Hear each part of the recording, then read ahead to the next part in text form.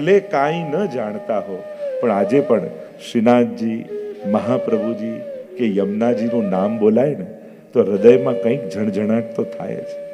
એ વૈષ્ણવનું લોહી જ્યારે વહેતું હોય ને શરીરમાં, ભલે નોલેજ ન હોય, જ્ઞાન ન હોય, બધાને એવા સંજોગો ન મળ્યા હોય કે બધું શીખવા મળે કે જાણવા મળે, પણ એ લોહીમાં વૈષ્ણવતા વહેતી હોય ને, અને દુનિયાના કોઈ પણ ખૂણે ક્યાંક યમુનાજીની જય સંભળાઈ જાય, ક્યાંક મહાપ્રભુજી કે શ્રીનાથજીનું ચિત્ર દેખાઈ જાય તો કંઈક વૈષ્ણવ હૈયું ઝણઝણવા તો લાગે, અરે આપણા શ્રીનાથજીનું ચિત્ર અહીંયા તો છે. તો એક ત્યારે માનવું કે એક વૈષ્ણવનું લોહી વહી રહ્યું છે અંદર, એક ઋણાનું બંધન જે પેઢીઓથી જોડાયેલા છે ને, અને જે પેઢીઓથી વૈષ્ણવ હોય ને એની સંતતિ પાસે પણ ભગવાન પણ આશા રાખતા હોય કે આના પૂર્વજો મારી ભક્તિ કરતા આવ્યા તો સંતતિ પણ મારી સાથે જોડાયેલી રહે, એવો ભાવ ઠાકોરજીને પણ હોય. એટલે કદાચ બહુ ન જાણતા હોઈએ, આપણે કાંઈ બહુ ભક્તિ ન કરી હોય, પણ વડીલો જે ભક્તિ કરતા હોય ને એને પકડી રાખે, કારણ કે એ પ્રભુના આશીર્વાદ આપણા કુળ ઉપર હોય છે. અને ભગવાન ભક્તોના કુળની રક્ષા કરતા હોય છે. જો પાંડવોને મહાભારતમાં આદિમાં તમે જુઓ, ભાગવત જુઓ, પરીક્ષિત મહારાજે કયું પુણ્ય કર્યું? પાપ કર્યું ને, મરેલો સર્પ ગળામાં નાખ્યો, શ્રાપ લાગ્યો.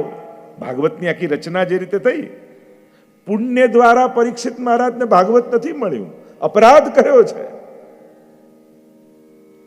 પરીક્ષા કરી ઋષિ મુનિની, સર્પ મરેલો નાખ્યો, ઋષિપુત્રને આવ્યો ક્રોધ, મરેલો સર્પ મારા પિતાના ગળામાં નાખ્યો, 7મા દિવસે જીવતો તક્ષક આવીને તને દંશ દે, શ્રાપ લાગ્યો છે.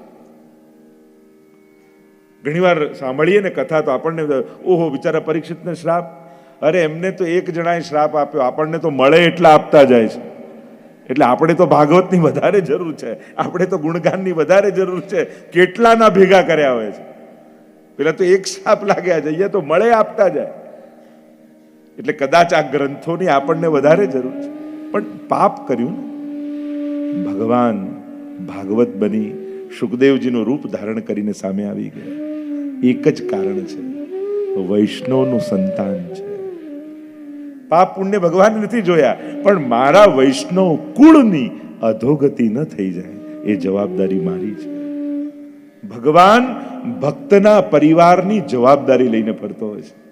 એટલે કદાચ સંતતિ ઘણી વાર કે અમે તો કાંઈ એવું કર્યું નથી તો અમને લાભ મળે છે, તમને તમારા વડીલો માળા ફેરવી ગયા છે, એનું ફળ ઠાકોરજી તમને આપે છે.